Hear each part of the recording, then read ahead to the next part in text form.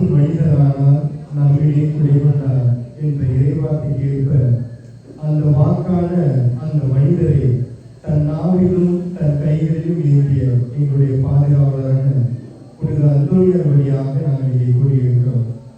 எங்களுடைய வார்த்தைகளும் எங்களுடைய வாழ்வும் உமக்கு ஏற்றவையாக இருக்கட்டும்.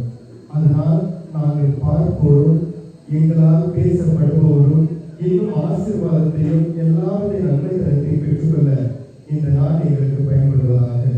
இவைகளை எல்லாம் எங்கள் ஆண்டவராக கிறிஸ்து வழியாக உங்களை பார்த்து ஜெபிக்கிறோம். எங்கள் ஜெபத்தில் நடப்பினாவே.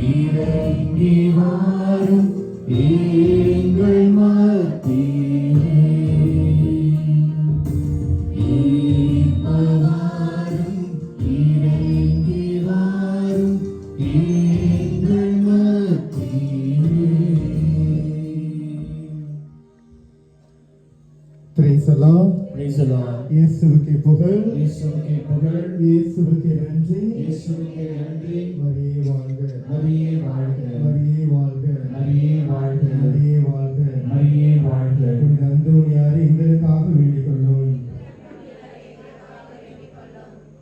இயேசுவில் பிரியமானவர்களே, ஒரு நிமிடம் இந்த நாளுக்காக நன்றி செலுத்துங்கள். அந்தோனியார் ஒரு முறை 5000 மக்களுக்கு விசுவாச நம்பிக்கை எழுப்பும் விதமாக அங்கே கூடினார். ஆனால் அன்று முழுக்க ஒரே மழை. அவருடைய இறைவார்த்தை எல்லோருக்கும் போய் சேர வேண்டும் என்பதற்காகவே கடவுள் அந்த இடத்தில் மட்டும் மழையை நிறுத்தி ஒரு மிகப்பெரிய ஆசீர்வாதத்தை கொடுத்தார். ஆனால் அதே ஆண்டவர் இந்த விவிலியத்தை நாம் வாசிப்பது போல அந்த வானிலிருந்து வருகிற அந்த மழை துளி இந்த மண்ணை நனைத்து எந்த நோக்கத்திற்காக அனுப்பப்பட்டதோ அந்த நோக்கத்தை நிறைவேற்றாமல் செல்வதில்லை. ஆக இந்த நாள் நமக்கு ஒரு மிகப்பெரிய ஆசீர்வாதமான நாள். அதற்காக கடவுளுக்கு நன்றி சொல்வோம். Praise the Lord, praise the Lord. இயேசுவுக்கே புகழ், இயேசுவுக்கே புகழ், இயேசுவுக்கே நன்றி, இயேசுவுக்கே நன்றி. மரியே வாழ்க, மரியே வாழ்க. நல்லா ஒரு பாடலோட ஆரம்பிக்கலாம். அது நிச்சயம் மிகப்பெரிய ஆசீர்வாதத்தை கொண்டு வரும். நான் பாட பாட எல்லாரும் சேர்ந்து என்னோட பாடுமாறு உங்களை கேட்டுக்கொள்கிறேன்.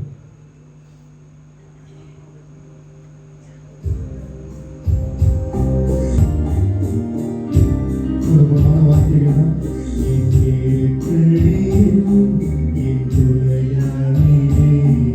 என்னோடு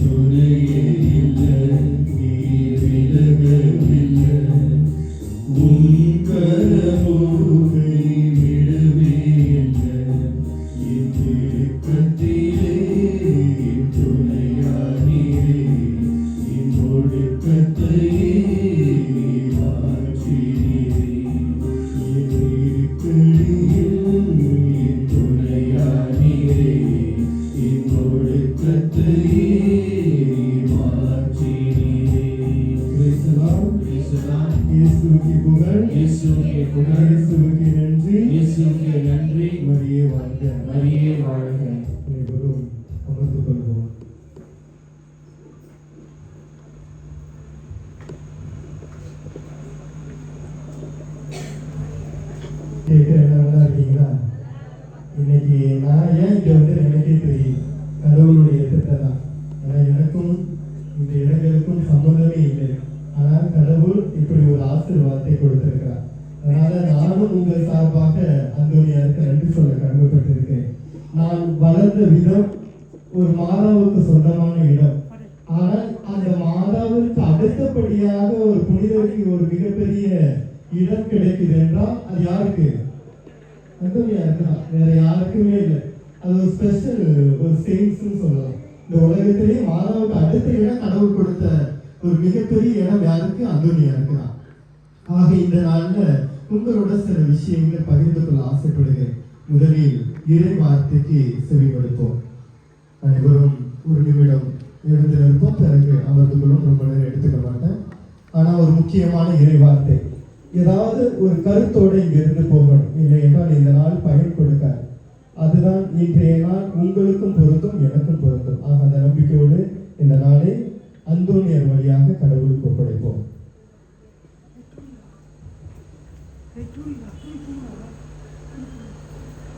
ஆண்டவர் உங்களோடு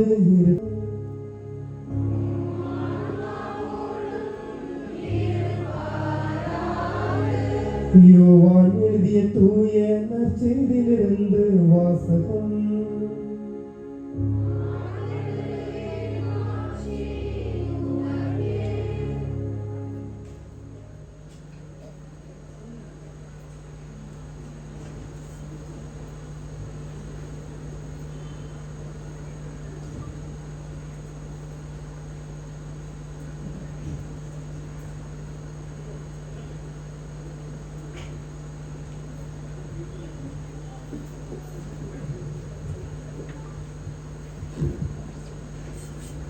இயல் 1 இறை வாக்கியங்கள் 1 முதல் 2 மற்றும் 14. தொடக்கத்தில் வாக்கு இருந்தது, அவ்வாக்கு கடவுளோடு இருந்தது, அவ்வாக்கு கடவுளாயும் இருந்தது. வாக்கு என்னும் அவரே தொடக்கத்தில் கடவுளோடு இருந்தார். அனைத்தும் அவரால் உண்டாயின, உண்டானது எதுவும் அவரால் அன்றி உண்டாகவில்லை. வாக்கு மனிதரானால் நம்மிடையே குடிகொண்டார். அவரது மாட்சியை நாங்கள் கண்டோம். அருளும் உண்மையும் நிறைந்து விளங்கிய அவர் தந்தையின் ஒரே மகன் என்னும் நிலையில் இம்மாட்சியை பெற்றிருந்தார். ஆண்டவரின் அருள்வாக்கு.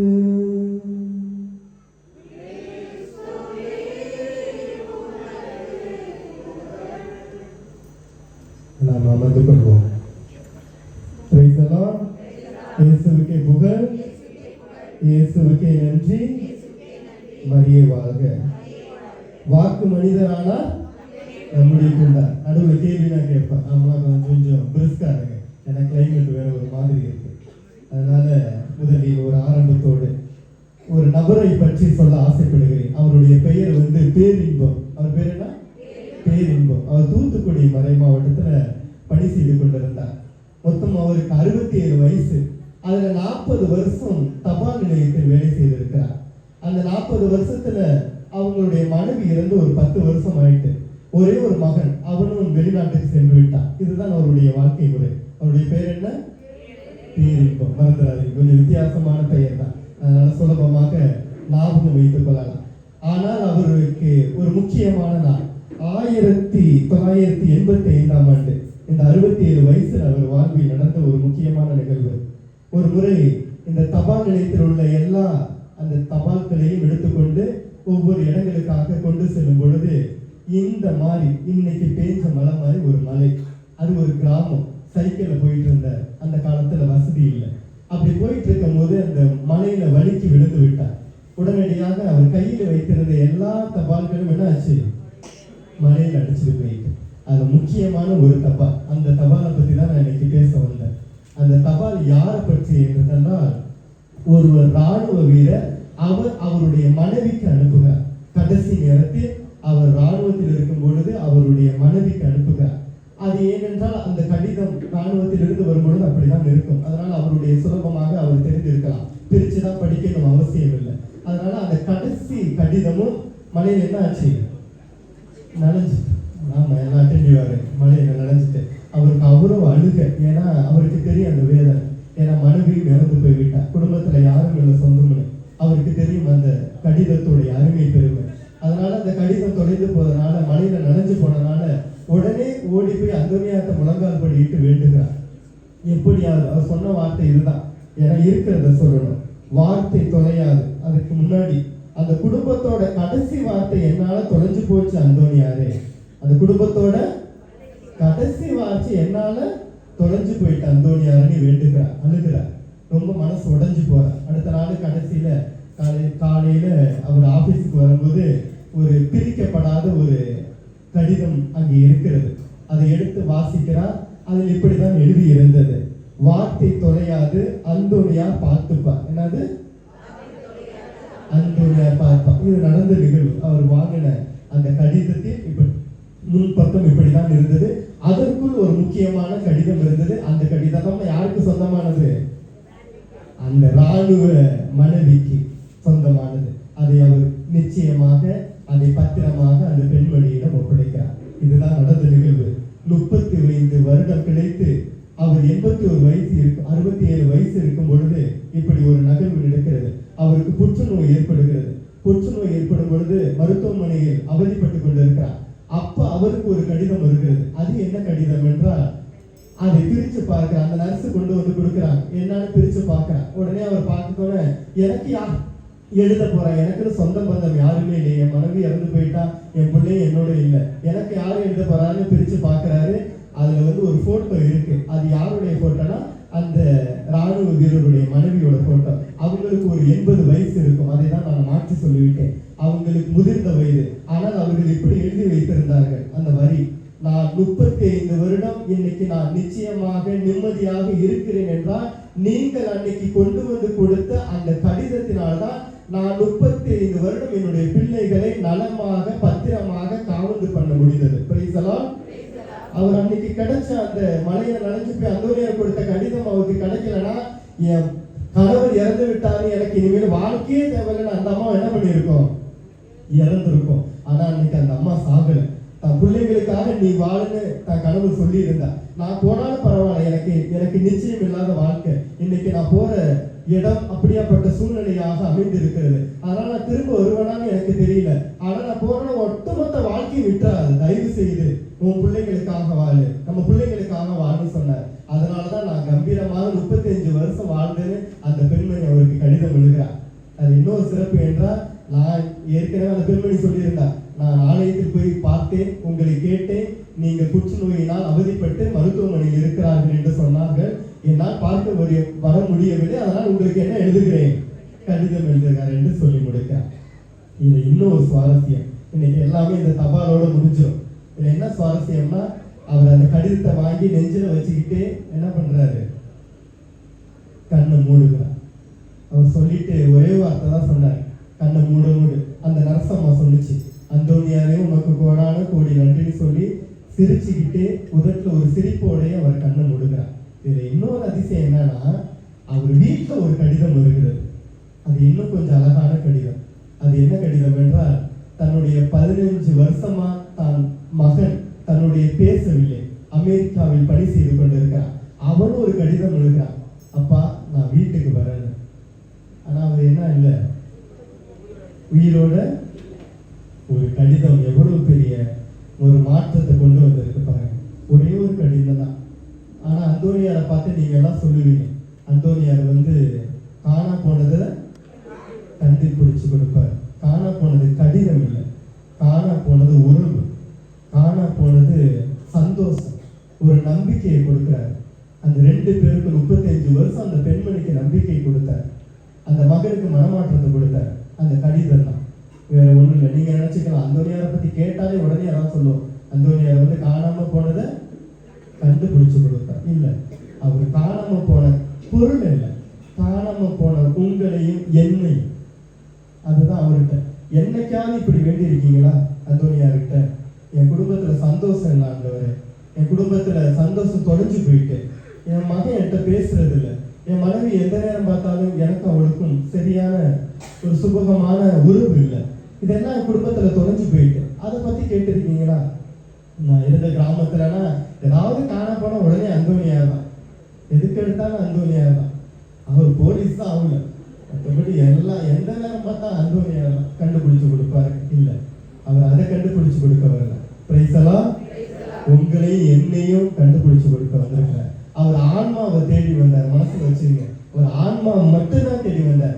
இதே இந்த உலகத்துல இன்னொரு ஆன்மாவை தேடினவர் இயேசு தான். அதனாலதான் பைபிள்ல நீங்க எங்க போய் பாருங்க, காணாம போனதுன்னு எல்லாத்துக்கும் ஆண்டவர் உறுதுணையாக இருப்பார். அது காணாம போன மகனா இருக்கட்டும், காணாம போன ஞானயமா இருக்கட்டும், காணாம போன எந்த அந்த ஆட்டுக்குட்டியா இருக்கட்டும், எல்லாத்துக்கும் சொந்தம் அவர்தான். ஆக இங்க காணாம போன உங்களுக்கு எல்லாத்துக்கும் சொந்தம் யாரு?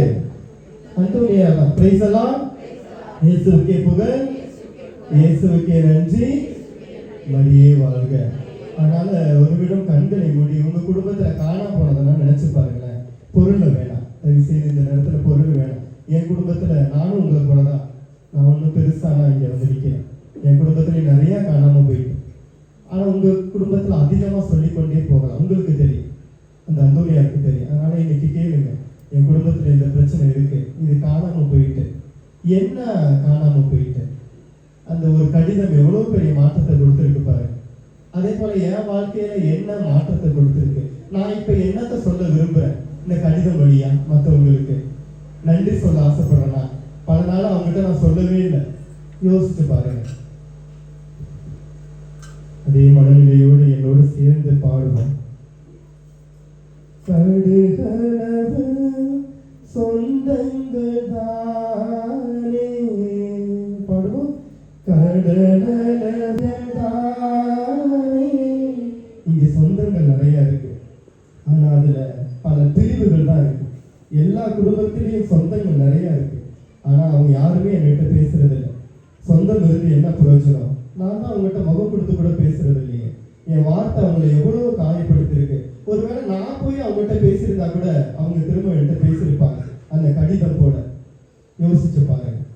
கடலளவு சொந்தங்கள் தானே, படம்.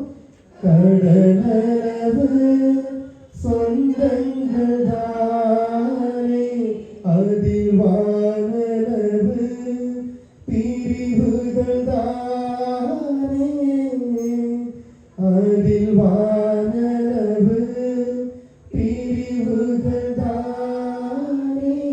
நான் நம்பினோரும் என்னை நம்பலையே, படம். எல்லாரும் சேர்ந்து. நான் நம்பினோரும் என்னை நம்பலையே, படம். நான் நம்பினோரும் என்னை அரவணைத்த என் தகப்பன் நீரே, படம். என்னை அரவணைத்த என் தகப்பன் நீரே, வேறு துணையே இல்லை, நீர் விலகவில்லை, படம். வேறு துணையே இல்லை, நீர் விலகவில்லை, உன் கரமோ கைவிடவே இல்லை, உன் கரமோ. இயேசுவுக்கே புகழ், இயேசுவுக்கே நன்றி, மரியே வாழ்க. எல்லாரும் பின்னாடி உள்ளவங்க சொல்லுங்க, பிரைஸ் எல்லாம், பிரைஸ் எல்லாம். இயேசுவுக்கே புகழ், இயேசுவுக்கே நன்றி, மரியே வாழ்க. தொலைந்த கடிதத்தை திருப்பி தரவில்லை, தொலைந்த திருப்பி தரவில்லை. எதை கொடுத்தாரு? இப்பதான் சொன்னேன், தொலைந்த உறவை திருப்பி கொடுத்தாரு. எதை கொடுத்தாரு? ஆமா, அப்ப கடிதம் தேவையில்லை. எதுக்கு நமக்கு போதும்? உறவு போதும், உறவு போதும். 35 வருஷம் நன்றி, 15 வருஷம் கடிதம், ஒரு மன்னிப்பு, இதெல்லாம் தான் அந்தோனியார் கொடுத்தார். இன்னொன்னு சொல்லிக்கொள்ள ஆசைப்படுறேன், வார்த்தை தொலையார். என்ன பண்ணாரு? வார்த்தை தொலையார். நான் கூட நற்செய்தியில வாசிச்சேன், வாக்கு மனிதரானா நம்முடைய குடிகொண்டார். அப்ப என்ன ஆகாது? வார்த்தை தொலையாது, வார்த்தை நிச்சயம் தொலையாது. அதனால நீங்க கவலைப்பட வேணாம். நாம் பேசும் அன்பான ஒரு வார்த்தை, நாம் எழுதும் ஒரு கடிதம், நாம் செய்யும் ஒரு உதவி எப்பவுமே என்ன ஆகாது? தொலைஞ்சே போகாது. அதனால கவலைப்பட வேண்டாம். நீங்க சொல்ற ஒரு வார்த்தையா இருந்தாலும் நிச்சயம் அது ஆசீர்வாதமா தான் மாறும். அதனால என்னால இப்படி பேசிட்டானேன்னு நீங்க நினைச்ச கவலைப்பட வேணாம். நீங்க சொல்ற அந்த ஒரு நன்றி போதும், மன்னிச்சுன்னு சொல்ற ஒரு வார்த்தை போதும். ஆனா இந்த செல்போன் வந்த பிறகு மன்னிப்பு இல்லை, ஒண்ணும் இல்லை. வார்த்தை மழுங்கி போயிட்டு, வார்த்தை மழுங்கி போயிட்டு, யார்கிட்டையும் கொஞ்ச நேரம் பேசக்கூடாது இல்லை. ஒரு மனுஷனை பைத்தியமாக்குறதுக்கு ஒரு சுலபமான வழி எது தெரியுமா? ஒரு செல்போனையும் அவனையும் ஒரு ரூம்ல அடைச்சு வைங்க, சீக்கிரம் பைத்தியமாயிடும். ஆமா, வார்த்தையில யார்கிட்டையுமே பேச மாட்டான், அம்மாவிட்ட பேச மாட்டான், அப்பாவிட்ட பேச மாட்டான், குடும்பத்துல நல்ல உறவே இல்லை. ஆனா இந்த உலகத்திலேயே வார்த்தை இந்த வந்ததுக்கு காரணம், இந்த வார்த்தை தான் இந்த உலகத்துல உங்களையும் என்னையும் இணைக்கும். நீங்க பேசுற ஒரு அன்பான வார்த்தை தான் உங்களையும் என்னையும் இணைக்கும். நான் பேசுற ஒரு நல்ல சாமியார் இருக்க ஒரு பெஸ்ட் குவாலிட்டி எது தெரியுமா? நல்லா பேசினாலே போதும், கட்டணம் தான் கட்ட வேணாம். இப்படிதான் உண்மைதானமாவது. ஆமா, வேற எந்த வார்த்தையும் வேணாம். ஒரு சாமியார் 5 வருஷம் பங்குல இருக்கிறது அதிசயம் தான். நீங்க நினைச்சுக்காது. ஆனா நீங்க அடிக்கடி ஒண்ணு நினைச்சுக்கிறீங்க, இவர் இந்த கட்டணம் கட்டலையே, இது பண்ணலையே, அது பண்ணலையே. நெவர். அவர் அந்த பங்குல இருக்கிறதே உங்களுக்கு ஆசீர்வாதம் தான். பிரைஸ் எல்லாம். ஆமா, அதான் உண்மை. நீங்க அவர் உங்க கூட இருக்கிறதே ஆசீர்வாதம் தான். பேசுற ஒரு சின்ன வார்த்தை ஆசீர்வாதம் தான். சொல்ற வேற என்னத்துக்காக நீங்க சாமியாரை பார்க்க வரீங்க? சாமியார் ஒரு நல்ல வார்த்தை பேசினாலே போதுன்னு தான் நினைப்பீங்க. வேற எதுவும் வேணாம். காசு பணமா? நெவர். அதுக்கெல்லாம் வரவே மாட்டீங்க. ஆமா, பேசுனா போதும். இந்த வார்த்தை ரொம்ப ஆழமானது. அந்த வார்த்தையை கடவுள் தான் கொடுப்பார். ஆனா நான் இதுல ஒரு ஸ்பெஷலான விஷயம் சொல்லி ஆசைப்படுகிறேன். இந்த புனிதர்கள் எல்லாம் ஒரு தபால்காரர்கள். ஆண்டவருடைய கருணை இரக்கத்தையும் வானகத்திலிருந்து கொண்டு வருகிற ஒரு பெரிய தபால்காரர்கள் தான் யாரு? புனிதர்கள். அப்ப இன்னைக்கு அந்தோனியார் தபால்காரனா? தபால்காரர் இல்லையா? ஆமா, அவர் தபால்காரர். இன்னைக்கு சொன்னது அந்த பேரின்பத்தை போல யார் தபால்காரர் இன்னைக்கு நம்மளுக்கு? அந்தோனியார். அந்த மனசுல வச்சுங்க. செயின்ஸ் அவ்வளவுதான். அவங்க கடவுளுடைய இறக்கத்தை நேராக அவ்வளவுதான். அவங்களோட முடிஞ்சது அந்த கடிதத்தை உங்கள்கிட்ட கொடுக்கணும் தான். அந்த கடவுளுடைய அந்த கிரேட்டஸ்ட் லவ் ஸ்டோரியை உங்கள்கிட்ட கொடுக்கணும் தான். ஒரு புனித பேராயர் ஃபுல்டன் ஜெய்சன் சொல்லுவார், இந்த உலகத்தின் ஒட்டுமொத்த காதல் கதையும் அந்த வெந்நீர் அப்பத்தில் சுருக்கி வைக்கப்பட்டு இருக்கிறது என்று. ஆக அந்த காதல் கடிதத்தை உங்கள்கிட்ட கொடுக்கிறவங்க யாரு? புனிதர்கள் தான். அவ்வளவுதான். அவங்களுடைய தொடர்பே அதுதான், வேற ஒண்ணுமே இல்லை. அதனால அந்தோனியார் பரலோகத்தின் பரலோகத்தின்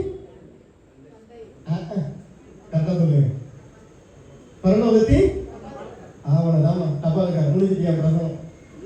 அந்தோனியார் யாரு? தபால்காரர். அவ்வளவுதான். வேற ஒண்ணு நம்ம பெருசா சிந்திக்க வேண்டாம். அது ஒரு விஷயத்துக்கும் பிரயோஜனம் இல்லாது. அவர் ஒரு தபால்காரர். கடவுளுடைய அந்த பரலோகத்தின் வாசல்னு கூட சொல்லலாம். இப்படி மாதாவை சொல்றோமோ, ஏன்னா அவ்வளவு பெரிய அதிசயம். அதனாலதான் எதுக்காக இப்ப யாராவது சொல்லுங்க பின்னாடியில இருந்து, எதுக்காக 13 நாள், 13 வாரம், 13 மெழுகு திரி அதெல்லாம் ஏன் கொண்டாடுறோம்? எதுக்குமா செவ்வாய்க்கிழமை கொண்டாடுறோம்? எத்தனை நாள் அந்தோனியார் கொண்டாடி இருக்கு, எதுக்கு செவ்வாய்க்கிழமை கொண்டாடுறீங்க? பரவாயில்ல, கொஞ்சம் நெருக்கி வந்துட்டீங்க. என்ன பண்ணாரு? இறந்த நாள், அவருடைய இறப்பு நாள் தான். ஆனா இறந்த நாள் இன்னைக்கு ஜூன் 13. ஆனா அடக்கம் செய்தனாலதான் அவங்க கொண்டாடுறாங்க. அடக்கம் செய்தது என்னைக்கு? செவ்வாய்க்கிழமை. என்னைக்கு? எப்பா எத்தனை நாள் சொல்லியிருப்பாங்க? ஜூன் 17 அது செவ்வாய்க்கிழமை. ஆனா அன்னைக்கு அடக்கம் செய்யப்பட்ட நாள் தான் அதிகமா புனிதம் நடந்துதான். ஆனா 13ஆம் நம்பர் வீடுன்னு சொல்லுவாங்க. 13ஆம் நம்பர் என்னதுமா? பயன்னு சொல்லுவாங்க. இல்ல சாரி, அது இல்ல, அது இறையில் இல்ல. 13 என்பது ஆசீர்வாதம். அது மற்றவங்க சொல்லுவாங்க. ஒரு கிறிஸ்தவனை கேட்டா 13 ஆசீர்வாதம். ஏன் தெரியுமா? அந்த ராப்போஜன அறையில 13 பேர் இருந்தாங்க. எப்படி சொல்லுங்க பார்ப்போம்? 12 சீடர்கள், இயேசு. அப்ப 13 ஆசீர்வாதமா இல்லையா? அப்ப 13 அந்தோனியார் ஆசீர்வாதமா இல்லையா? ஆமா. அந்த ராபோஜன தான் நமக்கு வாழ்வு கொடுத்தது, வார்த்தையை கொடுத்தது. அந்த வார்த்தையை யார் வச்சிருக்கா? அவ்வளவுதான். அவர் தேடி வந்தார். அப்ப யார் யாரெல்லாம் கடவுள் தேடி வந்தார்? இந்த மனுகுலத்தை தேடி வந்தார், வார்த்தையை தேடி வந்தார், உங்களை என்னை தேடி வந்தார். அப்ப யார் யாரெல்லாம் அந்த அந்தோனியார் அவர் ஆண்டவரை, அந்த தேடி வந்தவரை கையில வச்சிருக்காரோ அவர் தேடி போனதை கொடுப்பார். அவ்வளவுதான் வித்தியாசம். அதனாலதான் கண்டுபிடிக்கிறதுக்கு பாதுகாவல்னு சொல்றீங்க. எதை கண்டுபிடிக்கிறாரு? பொருள் என்ன? உங்களையும் என்னை தொலைஞ்சு போன என்ன அவர் தேடி வந்தது பிறகு இல்லாம அவர் போய் உட்கார்ந்தது அதிசயம் அந்த கரங்கள். அதனாலதான் ஒரு அவருடைய வாழ்க்கையில நடந்த ஒரு நிகழ்வு. அவர் அழகான நல்ல பிரசங்கி. அவருடைய பிரசங்கம் பயங்கரமா இருக்கும். அதனாலதான் அவருடைய நாக்கு இன்னமும் அழியாமல் இருக்கு. அவ்வளவு பிரசங்கி. அவர் எழுதி வைத்த அந்த குறிப்புகள் எல்லாம் ஒரு நாள் தொலைஞ்சு போயிட்டு அவ்வளவு அடித்து வச்சிருந்தார். அது காணாம போயிட்டு அவன் ஒரு திருட எடுத்துட்டு போயிட்டான். அதனால மனசு உடஞ்சு அழுகாத நேரமே இல்லையா, அவ்வளவு உடஞ்சு அழுதார். ஆனா கடைசியில காலையிலேயே அந்த திருடன் பயந்துட்டு நைட்ல அவனுக்கு ஒரு கனவு ஏற்படுகிறது, காலையில எடுத்து கொண்டு கொடுக்கிறான். ஆக அப்படிப்பட்ட வார்த்தை மேல தாகம். அதனாலதான் அவர் நாக்கு என்ன ஆகுல, அழியாம இருக்கு. நீங்களும் நானும் என்னத்துக்கு வாக்குக்கு, அந்த வாக்குக்கு ஒரு விதத்துல மரியாதை கொடுக்கலாம் சொல்லுங்க பார்ப்போம். எத்தனை முறை கேட்டிருப்போம். எது மாற்றி இருக்கு? ஒவ்வொரு வாட்டியும் கோயில்ல அந்த நற்செய்தியை படிக்கும் போது கடவுள் என்னோட பேசுறாரு. இன்னொன்னு சொல்லுங்க, எந்த குடும்பம் ஒரு இறை வார்த்தையை படிச்சுட்டு தூங்குது பார்ப்போம்? ரொம்ப நான் சொல்லுவேன். ஒரு சிஸ்டர் கூட சொல்லுவாங்க, இந்த கையில பைபிளை தூக்கும் போது வெக்கப்படக்கூடாது. என்ன பண்ணக்கூடாது? வெக்கப்படக்கூடாது. ஏன்னா இன்னைக்கு நீங்க கடவுளை தூக்கலன்னா கடைசி காலத்துல கடவுள் உங்களை தூக்க என்ன பண்ணுவாரு? என்ன பண்ணுவாரு? வெக்கப்படுவாருமா. ஆமா, நீங்க பைபிளை இப்ப தூக்க வெக்கப்பட்டீங்கன்னா ஒரு கிலோ இருக்குமா? ஆனா தூக்க மாட்டீங்க. இந்த ப்ராட்டஸ்டான்ட்லாம் பாருங்க, அவன் தான் தூக்கி ஆசீர்வாதத்தை அள்ளிட்டு போவான். நீங்கள் நானும் ஒன்றும் பண்றது அந்த வாக்கை வாழ்வாக்குறது. அதனால இன்னைக்கு மனசுல வச்சுங்க, அந்த வாக்கு ரொம்ப ரொம்ப முக்கியமானது. அந்த வாக்கு எனக்கு கொடுக்கப்பட்டிருக்கு, உங்களுக்கும் கொடுக்கப்பட்டிருக்கு. அப்படிப்பட்ட வாக்கை வாழ்வாக்கும். அதனால ஒரு நிமிடம் கண்களை மூடுவோம். யாருக்காவது ஒரு கடிதம் எழுத ஆசைப்படுகிறீர்களா? யாராவது சொல்ல ஆசைப்படுகிறீர்களா? நான் சில பேர்லாம் சொல்லுவேன், யாரையாவது மன்னிக்கணும், யார்கிட்டயாச்சும் பேசணும்னு ஆசைப்பட்டாலே போதும். ஆனா ஆசைப்பட மாட்டீங்க. ஆசைப்பட்டாலே பாதி பிரச்சனை முடிஞ்சிடும். நீங்க ஆசைப்பட்டாலே கடவுள் அதற்கான வழியை உங்களுக்கு சுலபமாக ஏற்படுத்தி விட்டுருவார். ஆனா எனக்கு அவங்கள்ட்ட பேச எனக்கு விருப்பம் இல்லை. மன்னிச்சிடணும்னு சொல்றதுக்கு தயக்கம், நன்றின்னு சொல்ல என் மனசு வரமாட்டுது, உதவி செய்ய எண்ணம் வரமாட்டுது. ஆனா அது ஒரு அழகான எண்ணம் வந்துட்டாலே எனக்கு கடவுள் அந்த இடங்களை, அந்த சூழ்நிலைகளை அமைத்து கொடுத்துருவார். எனக்கு இன்னைக்கு நான் யாருக்கு சொல்ல ஆசைப்படுகிறேன்? என் கடிதம் யாருக்கு போய் சேர வேண்டும்? அந்த கடிதம் நிச்சயம் அவங்களுடைய மாற்றுதலே என்ன மாத்திடும். அந்த பேரின் எப்படி நிம்மதியா இறந்து போனாரோ அதே போல நான் சொல்ற அந்த மன்னிப்பு, நான் சொல்ற அந்த ஒரு வார்த்தை, அது என் குடும்பமா இருக்கட்டும். என் மனைவிட்ட ரொம்ப நாள் அந்த வார்த்தையை நான் சொல்லாம இருக்கேன். என் பிள்ளைகிட்ட அந்த வார்த்தையை நான் சொல்லாம இருக்கேன். அதை யோசிச்சு பாருங்க. இந்த நாள் என் வார்த்தை மற்றவனை வாழ்வாக்கும். அதை பல நேரங்கள் நீங்க புரிஞ்சுக்க மாட்டீங்க. உருப்படாதவன், ஒன்றுத்துக்கும் விளங்காதவன், இப்படியே இந்த வார்த்தைகள் எல்லாம் வெளியே வருகிறது. அது ஆசீர்வாதம் இல்லை. அதனாலதான் அந்த திருமுழுக்கின் பொழுது அந்த ஞானஸ்தான பிள்ளையோட வார்த்தையில அந்த உதட்டுல சிலுவை அடையாளம் வரைஞ்சி அந்த வார்த்தையை மட்டும் பேசுன்னு ஒவ்வொரு உலகத்துக்கும் கடவுள் அறுதியிட்டு கூறுகிறார். ஆக இதுல இருந்து வருகிற வார்த்தைகள் எல்லாம் வாழ்வாக்க வேண்டும். ஏன்னா வாக்கு மனிதரான நம்மிடையே குடிகொண்டார் என்று சொல்வதற்கு பதில் இன்றைக்கு நம் புனிதரிடம் குடிகொண்டார் என்று சொல்வதே சிறந்தது. Praise the Lord, praise the Lord. இயேசுவுக்கே புகழ், இயேசுவுக்கே நன்றி. வழியே வாழ்க. ஒரு நிமிடம் எழுதிக் கொள்வோம். ஒரே ஒரு பாடல் வரியோடு இந்த நாளை முடித்துக் கொள்வோம்.